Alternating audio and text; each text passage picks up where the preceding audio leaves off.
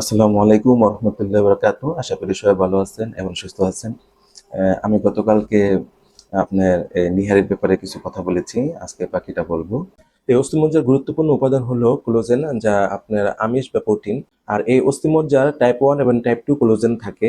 এই কোলাজেন যখন রান্না করে তখন এটা জিলেটিন হিসাবে যে তৈরি হয়। আর এই জিলেটিনের মধ্যে গুরুত্বপূর্ণ অ্যামিনো অ্যাসিড থাকে, যা গ্লাইসিন, পোলিন এবং হাইড্রক্সি পোলিন বিদ্যমান থাকে। এছাড়াও এই অস্থিমজ্জার মধ্যে আয়রন, ম্যাগনেসিয়াম, জিঙ্ক, ক্যালসিয়াম ইত্যাদি থাকে। কিন্তু মজার বিষয় হলো এই অস্থিমজ্জার মধ্যে খুব অল্প পরিমাণ ক্যালসিয়াম থাকে।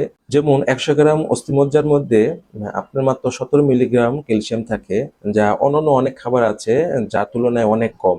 এ থেকে আমরা বুঝতে পারি আসলে এর মধ্যে প্রচুর পরিমাণে ক্যালসিয়াম থাকে না। আমাদের যেতটুকু পরিমাণ আসলে এটা খাওয়া দরকার তাই খাওয়া উচিত, এর বেশি না খাওয়াই উত্তম।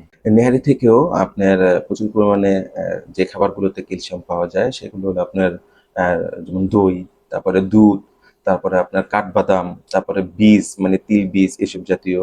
তারপরে আপনার কমলালেবু থেকেও আপনার কিন্তু অনেক ক্যালসিয়াম আছে, যেমন ভিটামিন সিও বেশি, আবার ক্যালসিয়ামও কিন্তু পরিমাণ বেশি। তো আমরা এইসব খাবারগুলোই বেশি চয়েস করি। যে খাবারটাকে আমরা মনে করি যে নেহারিতে প্রচুর ক্যালসিয়াম, আসলে তা না। এটা যাদের হার্টের সমস্যা বা আছে তারা আমরা এই খাবার থেকে দূরে থাকি। সবাই ভালো থাকবেন। আল্লাহ হাফেজ।